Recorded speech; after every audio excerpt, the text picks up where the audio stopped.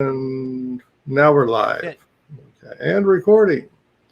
And Good it's afternoon, folks. Matrix Talk with Kevin and Phil and Michael here today to do the So I actually had a different title for this.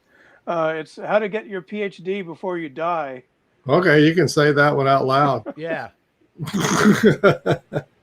Okay, but we're going to turn it. No, we're not. For the No. first 5 minutes, we Right. just chat along and let people show up. So that's what we're going to do. And so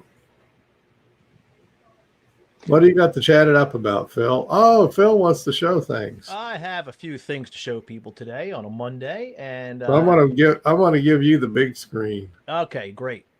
I want to make you the focus screen. There you are. You're big. Oh, all right, here I am. So good afternoon again, folks, and we are really talking up the verbal Aikido training at this point in our journey, Kevin and I journey towards spreading psychological flexibility. And what I wanted to do is just briefly show you at the bottom, you'll see we have our little green button today is get verbal Aikido training, meet our trainers, and more. So Kevin and I thought it would be a way cool idea to show you who these folks are. So, all right. There you are. You see me. I want to make that the focus screen. No, I don't. You didn't. You shared. You didn't share your. You didn't share your window. I got to get off of that. We're going to try that again. No, Okay. Share the actual application. Share screen. Not screen, application. Oh. Within that, you can choose your browser or window or something. Share screen. Allow. Now, right now, that's just, you want to switch to sharing. It says I am screen sharing now. Yeah, you're screen sharing, but you're screen sharing. There you go. You did There it is. I had to click on that. All right, folks. Okay. So I wanted to briefly go through our list, and we have an ever-growing list of ACT Matrix trainers and facilitators. And you see Lily in there. She's one of our latest ones. And there's Kate, who also has just joined on. And we have Tina and Sergio from the Netherlands, right, Kevin? Yes. Yes. Valerie was one of our early trainees. Chris, who's been on our crowdcast at least once, did a nice job. Yep. Mark is a physical therapist, right? Trainer. Yes. And Dana is up there in Canada. And then the ever popular Paul Rock. Over in England. Who's got one of the greatest names in the world. Yes. And then there's Patrick. Crystal is work with OT. Once again, Evan, we've had him on, chronic pain person. Yep. Just wrote a book. Kevin Lutz, right? Lutz Schmidt from Frankfurt, Germany. If you might notice, he's into everything, black belt, everything. Yeah. And that's how he runs his dojo. He runs his whole dojo with the ACT Matrix. Right. And then there's Dr. Rachel Skews. Yep. And Christina from Australia. From Australia. Sharon, who's been on our crowdcast as I think she moved. Before. Yeah. She moved to Oregon. She did. She moved. And then there's Linda down there in North Carolina, I think, is where she's at. Pam, I think she's also in Australia. Is she not, Kevin? Yes. I remember now. Yeah. She is. Gail Farmer, and our good friend Julie Allen over there on the other side of the pond in Northern Ireland. Yeah. Elena, one of our early members, and Malika, who's in Singapore. Yeah. And Donna, who's I think on the chat today. There's Ron, a lawyer. He's the guy that got us all started with certification, folks. There's a story behind that. And then Dr. Julie Bullock, Craig Kennedy, and the rest of us folks. So that's our growing list of folks that we wanted to share And with there, you. there may be others, but they haven't sent me the picture. Yeah, we have a couple of others that I guess they're shy or they're probably getting their hair They're- done or something Right, like that, right, right? whatever. They're staying hidden, but I would imagine 4 or 5 more. No, Okay. she said, oh, Players got to send some new stuff in, so fine. that's Yeah, okay. so we It's want you to come 1:05, and so learn we're verbal waiting Aikido. we're Before that, waiting we're for going to talk to Michael to Michael. tell us Yeah. about surviving and thriving and whatever. And graduates, there it goes. Graduate school, you have the floor, Michael. So before we begin, how do I share my screen? Well, you hover over your image there, and you will see as you do that. Ah, You'll see Yes. a monitor. It looks like Now a you laptop. see it. fabulous. Okay. All right. So I'm talking about graduate school. And the reason I'm talking about that is that I live down the street from an establishment called the Massachusetts Institute of Technology. And they regularly send me troubled graduate students, particularly in the hard sciences like physics and chemistry and so forth. And the common theme is, I'm never going to get out of here. There was a song when I was growing up by the Animals. It went, Yep. we gotta Oh, get yeah. out of this All-time favorite. place. Exactly. It's the last thing we Yeah. ever do. Yep. So that's the common motif in many of these discussions I have with grad students. Okay. It can take 4 years, 6 years, 8 years, and when Yep. you're in the middle of it, it doesn't seem like you're ever going to get out. So I developed this little talk parallel to the kind of conversations I have with my clients. So before we begin, I want you all to get a piece of paper. Maybe we should have the Jeopardy song here while you get a piece of paper. Do, do, do. Little whiteboard. Oh, we did that little whiteboard do, Michael. Yeah, do. we can use whiteboards too. Okay. So we're ready. here's what we're going to do. I want you to fold the paper. Uh-oh, in no. half. That's not going to work. Can't follow a whiteboard. Nope. No. And then fold it again. Okay. And this results in a piece of paper with creases in it. It sure does. I bet I know what he's going to do with those. So this is picking my up on this. lead-in to part 1 of the matrix. Aha. So I'm going to switch now to the screen. See if I can actually pull this off here. Share a screen. Yeah. And you should see where And you that- can and actually share the application. Then click on your application. Like whatever. if you're using Keto or PowerPoint or whatever. I see. I see. I Are you can all see it seeing down it? there. I'll see it. expand it. Don't worry. I just There. made it big. Are you still seeing me, or are you seeing? Yes. Yeah, We're you're seeing down there. down in the lower left corner. There you go. Oh, nope. You just turned it off. You had it on. You had it perfectly and you turned it off. You are screen sharing. Yeah. Yeah. Click on that application again. Click back on the application. Okay. Now expand it. Make it big. Just play. Yeah. There you go. That's it. Oh, okay. So it's working.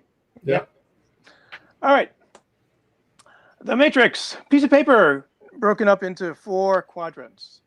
So I want to talk a little bit about what these quadrants are all about. And so we're going to start out by looking at the vertical line. And I want to talk a little bit about how do you train a donkey? Yeah. Okay, 2 ways to train a donkey. One way is to dangle a carrot in front of the donkey. Yeah. And if you dangle the carrot in front of the donkey and start walking, the donkey will follow you anywhere. So you can train the donkey to follow you wherever you want to go by dangling the carrot. The other approach is to get behind the donkey and whack it in the butt with a stick. And the donkey will proceed away from the stick as fast as it can. All right?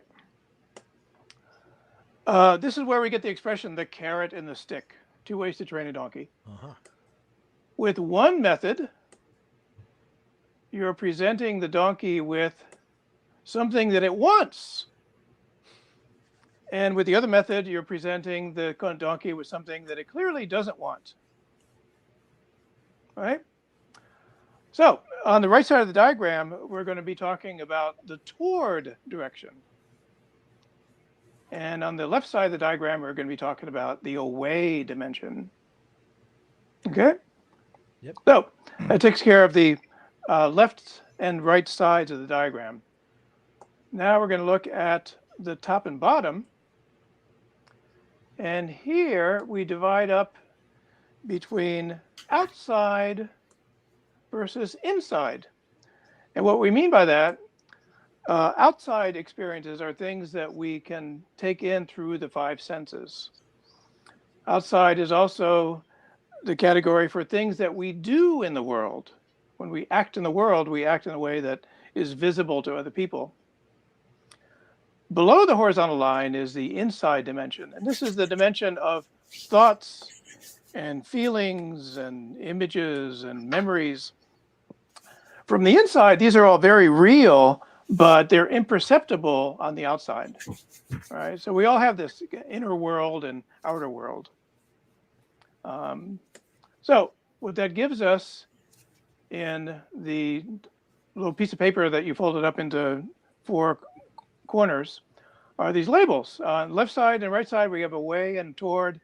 And on the top and bottom, we have outside and inside.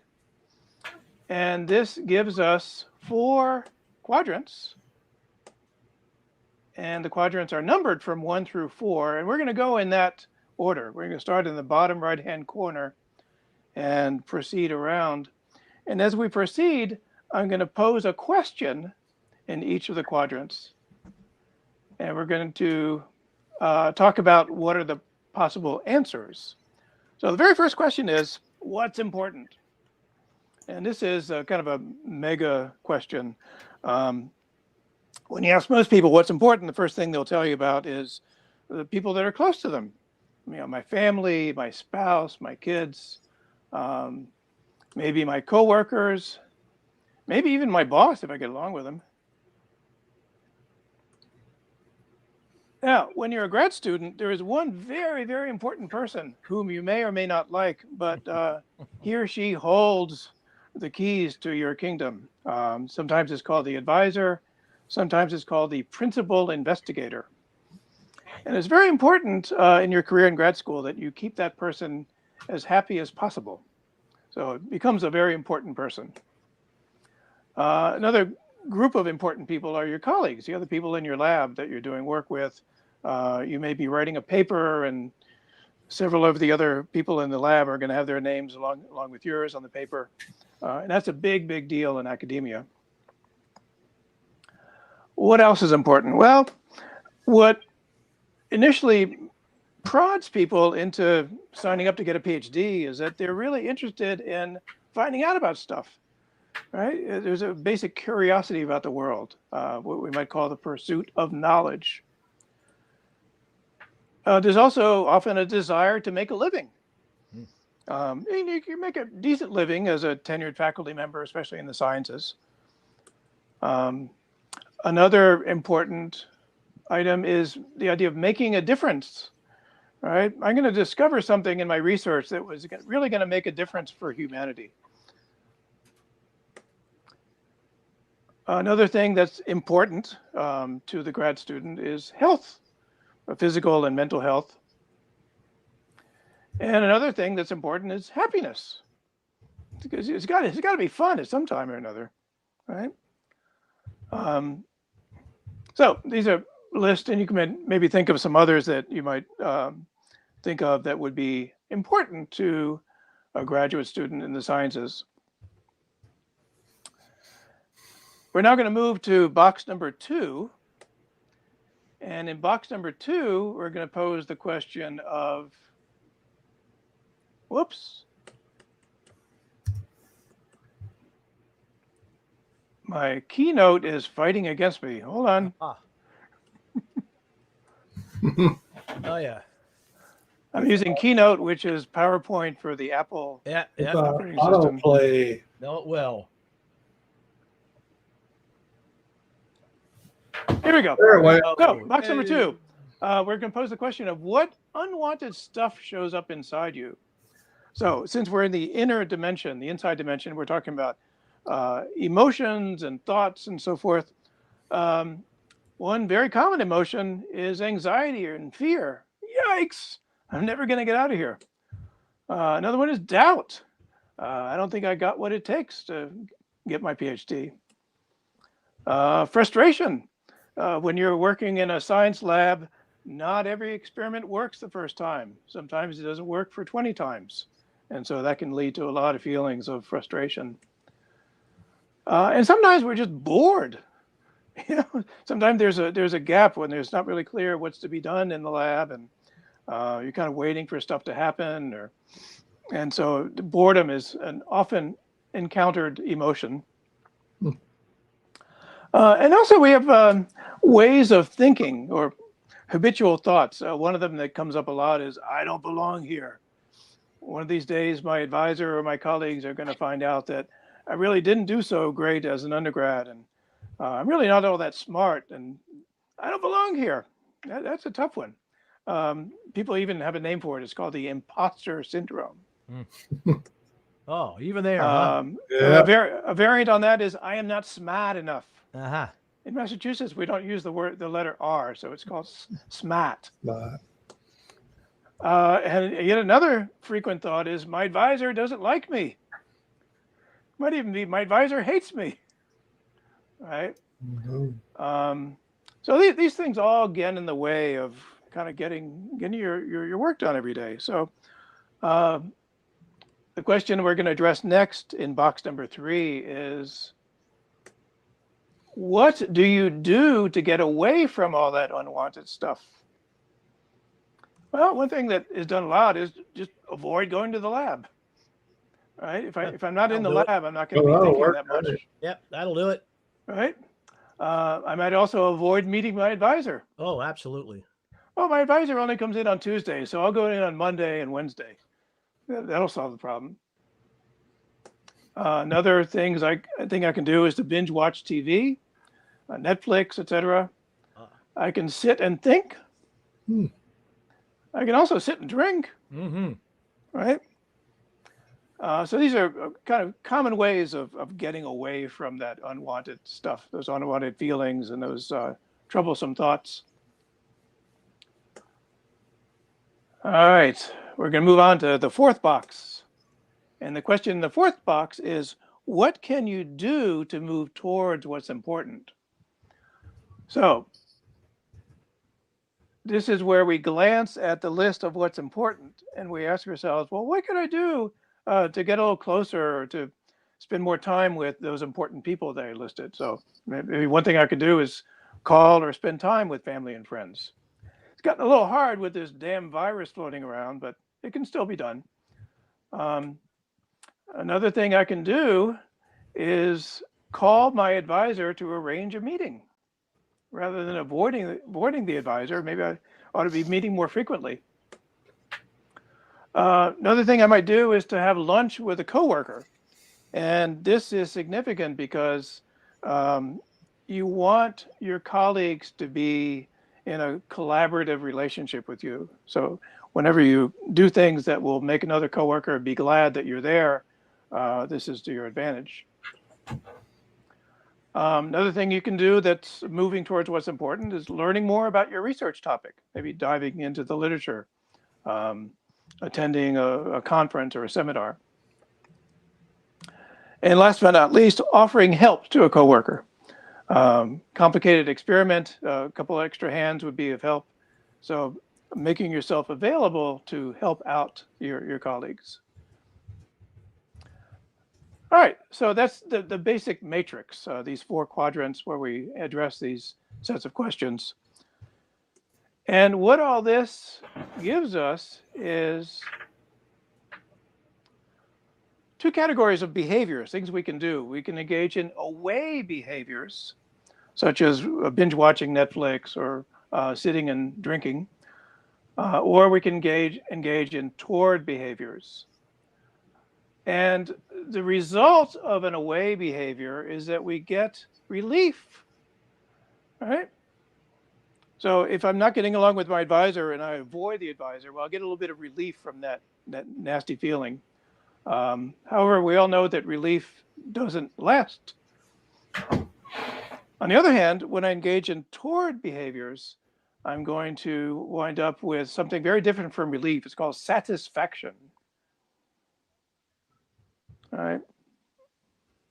So this is a diagram that illustrates two ways that our behavior gets motivated. When we are trying to avoid something, we're seeking relief. And that's not necessarily a bad thing, right? If I have a headache and the headache is preventing me from doing useful stuff, well, I would like relief from the headache. So I reach for that bottle of aspirin, and it's pretty effective, right? All right, so that's the terminology of toward versus away behaviors. All right, we're now going to step back a bit and look at how the matrix might be applied in a social setting. So the first matrix really is all about kind of perspective from the one person. But now we're going to look at the social situation. And the social situation in a lab is that we want to talk about our shared purpose within this lab. So for instance, at MIT, there's a big lab called the Laboratory for Research in Electronics. It's been around since the 40s. Very famous place, lots of very important papers, maybe a couple of Nobel Prize winners have come out of it. And so when you are a PhD student, you are part of a lab for 4 to 6 years.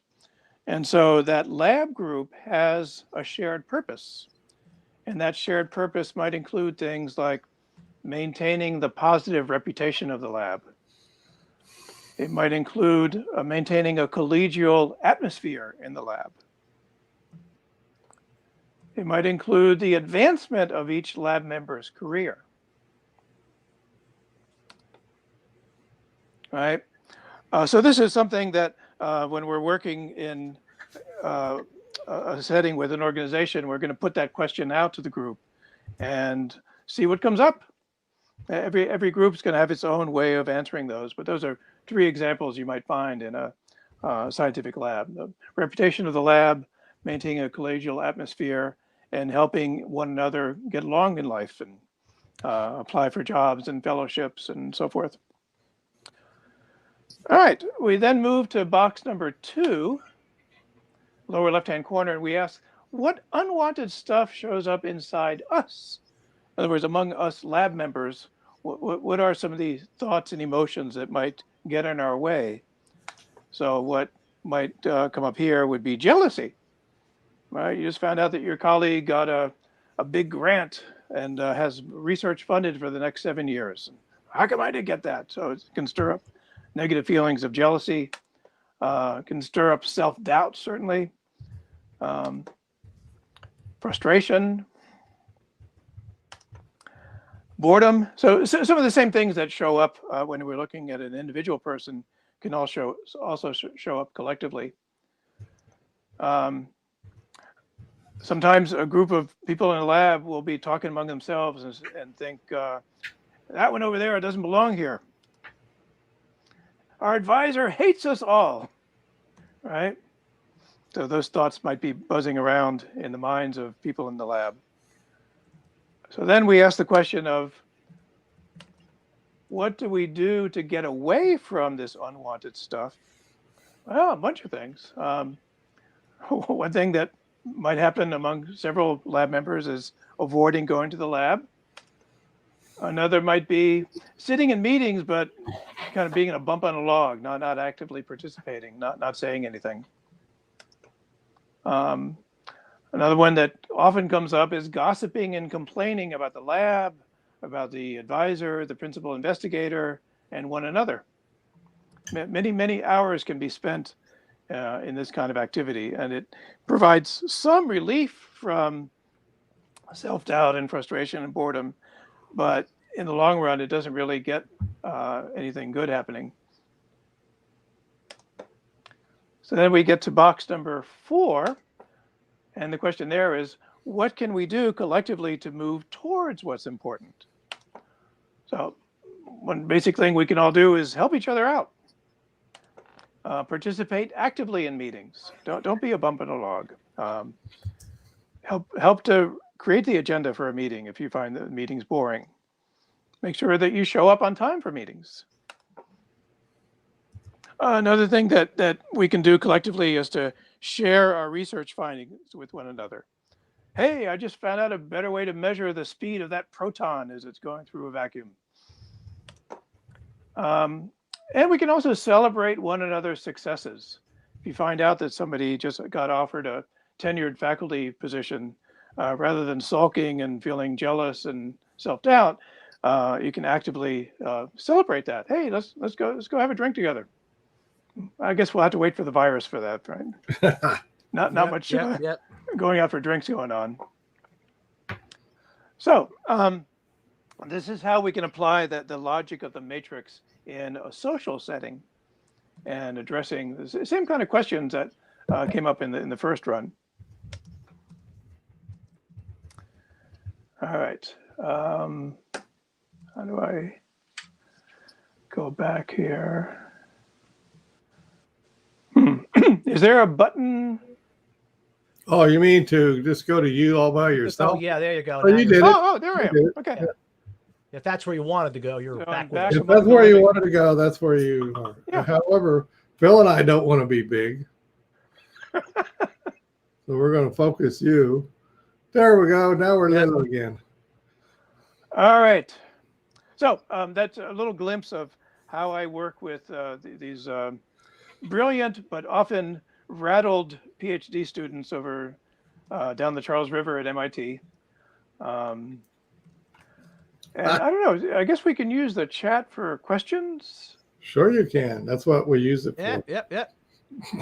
If people have them. Hi, Claire. Yeah, she's on. She was speaking French at you earlier. Oh, we got people from North Carolina and Maine and Fairfax, yeah, got people from Tehran. Virginia. Yep. Cool.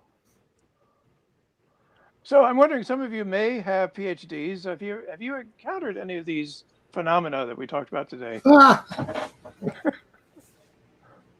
That's funny. If you've had a PhD, yeah, there's a few. There's a couple on them, and online. I know. 54 credits, and I ran. Yikes! And then I ran out of time. Oh my God. Had 2 babies. Yeah, babies getting away with PhDs can anyway. Well, babies are also a lot more fun than a piece of paper hanging on the wall. Yeah. I'm still on people. I've said many times, I'm always amazed I got a PhD. As much as I did not like academia. And in a large part, by the way, Michael, of course, I wasn't at MIT, but I've known people at MIT, and if you're very handy, you're a really good coder, or you're really good at like fixing electronic devices and stuff, for the lab. They sort of bring you along. You become indispensable. Well, but that can be a double-edged sword. Yeah, you got to play it just right. But if you play it just right, you can still get out. However, I did know a guy where I was that was like that, indispensable, and they were just hanging on to him forever. Mm-hmm. Right. So, meaning that they want your expertise, and they don't want you to matriculate on out.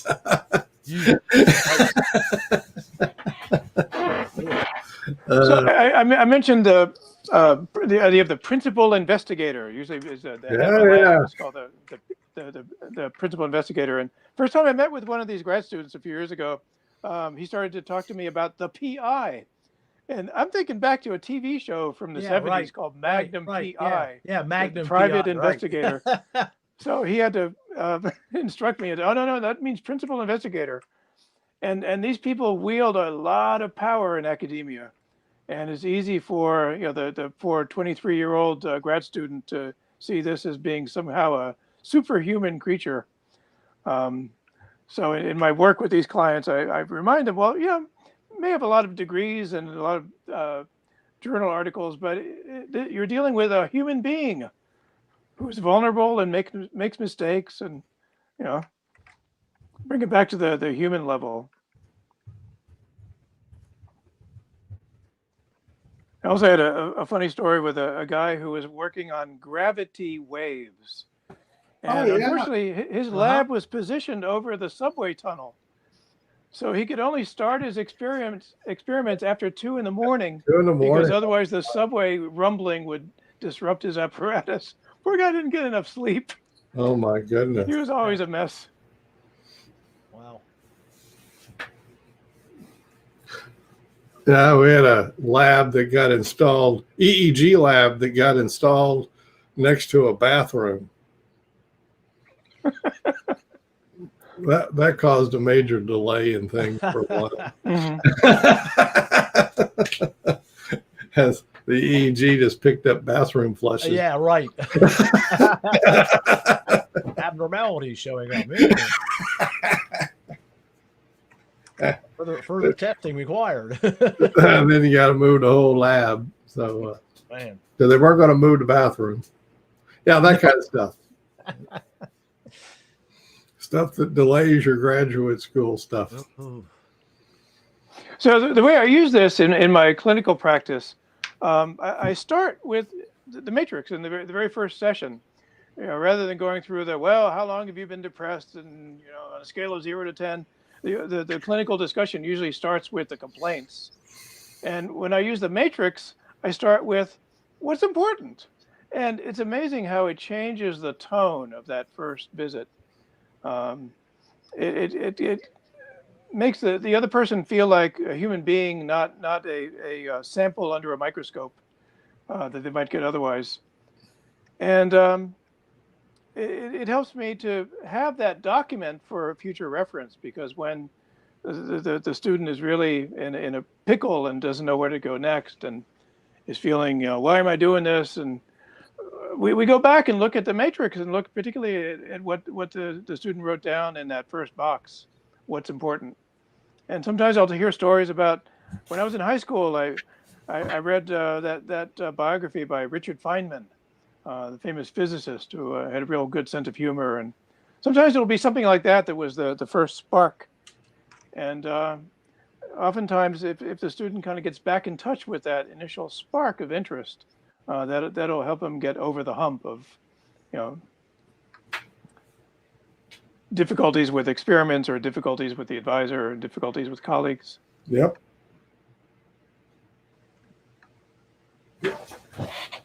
But this crazy virus has really messed things up, because now at MIT, the labs are limited in the number of people that can be there on any one day.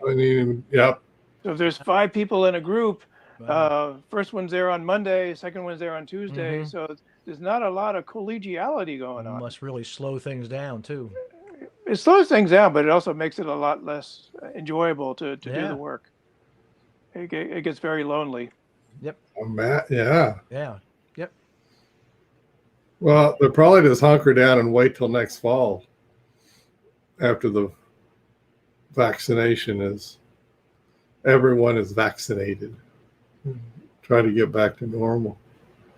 Because there's no other way around it.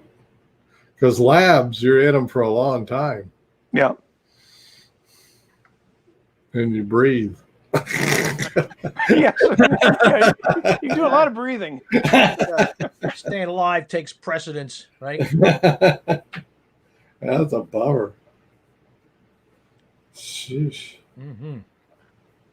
But MIT is but it's been up and people are there. Well, except for the undergrads. They sent the undergrads home in the spring. Oh, okay. And all of the courses have been online. So a lot of the undergrads right? are living at home with their parents, Yeah. Yep. and attending classes remotely. But when you're a grad student, you still have to do your lab work. Right. Yep. So the grad students have largely remained on campus. Mm-hmm. Well, that makes sense. So I know even in some undergraduate things, if you have a lab course, somehow they made it so you could go. because you have a chemistry lab or physics lab or whatever. You got to go to the lab. I don't know what they're doing in med school. Can you imagine doing a remote dissection? Yeah, They're doing them. I don't doing know. Yeah, I have a nephew in med school, and he's going through the rounds. He just got through a surgery round, and he's and also contracted COVID at one point. He and his roommate. So it's Oh my! Oh yeah, they just throw them out. They just got to keep. I was gonna say I have a friend of the family that's in, and she's just in the trenches, just thrown in. Yep. Yeah. Hope for the best, because it's all hands on deck. Yeah. You know, Yeah, the hospitals are filling up again. right, they're filling up. That's what I mean. Is there's nobody's going to get a break. No. So they're not getting a break. Yep. Oh boy, rough stuff. So however, they come in and you show them the matrix diagram, and they're MIT students, so they must get it. Yeah. So how do they respond to it, Michael? I had one math PhD student who argued with me. It's not a matrix. Mm-hmm. Oh yeah. Okay. Right. Matrix has got to have these numbers and brackets. Yeah, You can't call that a matrix. Yeah, sure does. So other than that, yeah, well, no, they get it, and the fact that it's a visual representation, and it kind of makes sense, you know. You got the outside, the inside, the toward, and the away. They get that. Yep.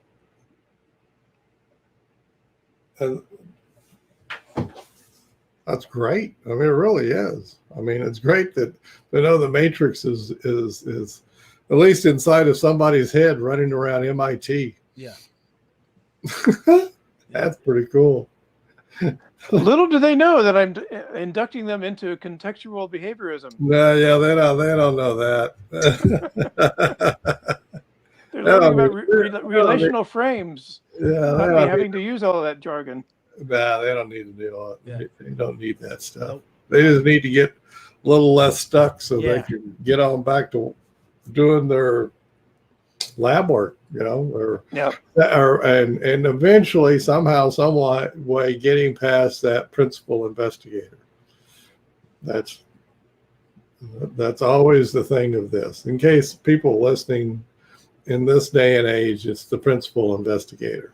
And making the principal investigator, well, happy enough so that they pass you. You get through the research, you get signed off on, and you get to get your PhD. Yeah.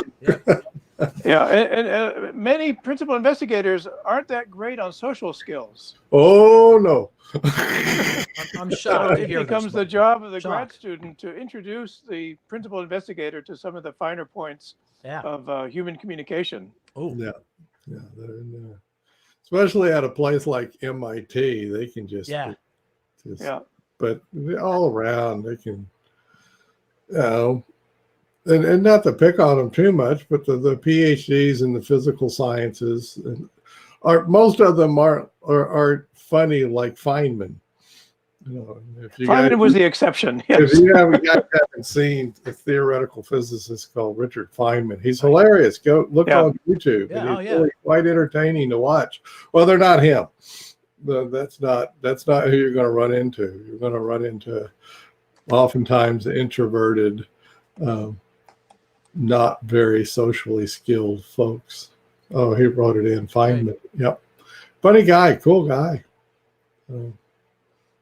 Explains stuff. He's a good explainer too. Some very complicated stuff. So, he was out in California though, right? I think UCLA or Caltech. UCLA or something, right? Yeah. But anyways, nevertheless. So, but this is that. But once again, they go in there and they get hooked. Your students, the students you get with, they get in there and they get hooked. Yep. And then they lose their flexibility.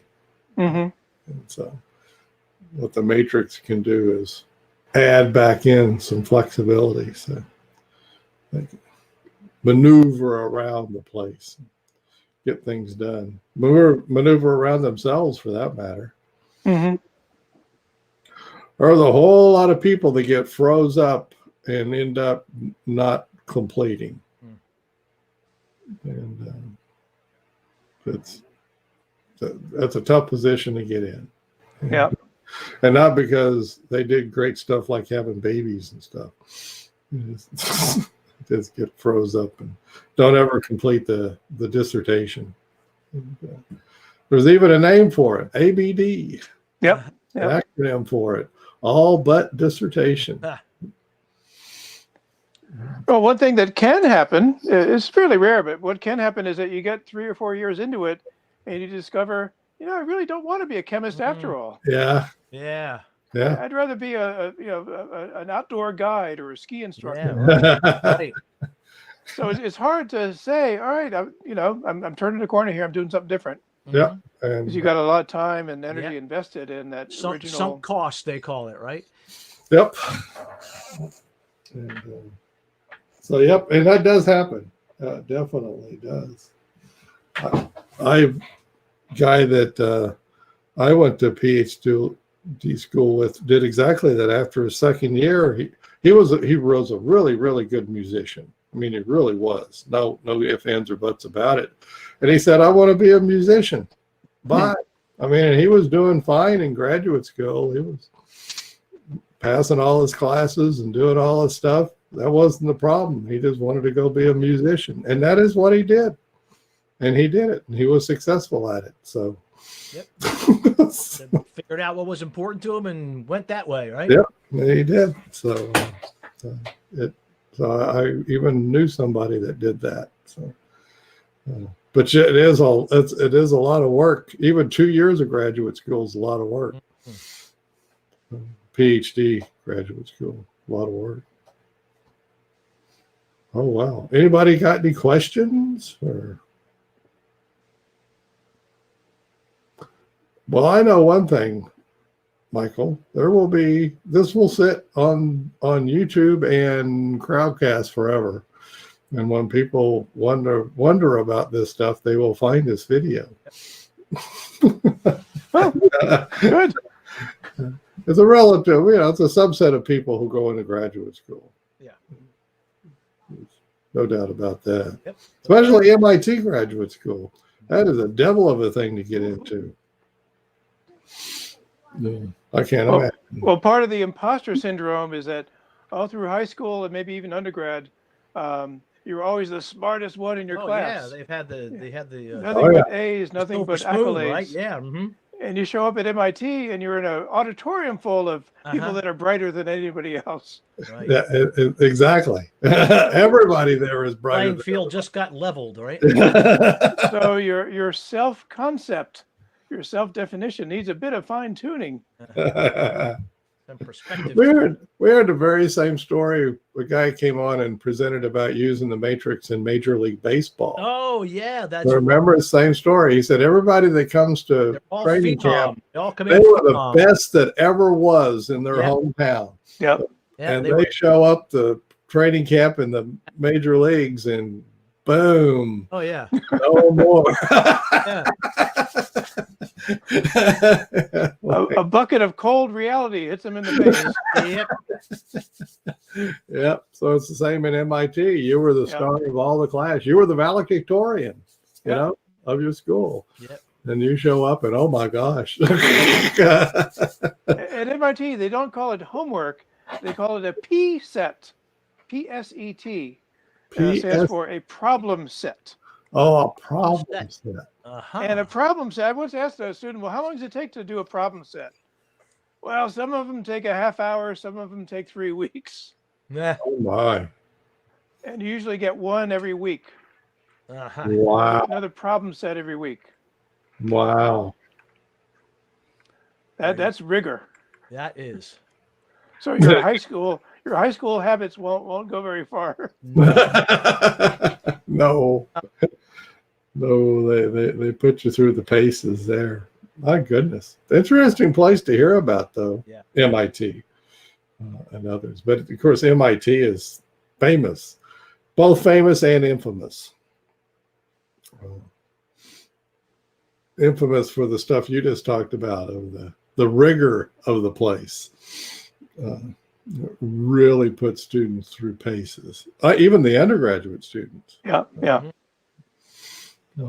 Really puts them through the paces. Hard place. Yeah, I got into this work because they have a student counseling center, but they're always overloaded. And so Yeah. they developed a list Yeah, I of people can out in the only community. imagine. Right. And they have Well, you can- full-time imagine- liaison person that fields students out to people like me. Yeah. And you show it. 80% of those students must feel overwhelmed. Well, it's already a tough place to be, and they add a little virus. Oh in there. yeah. Yeah.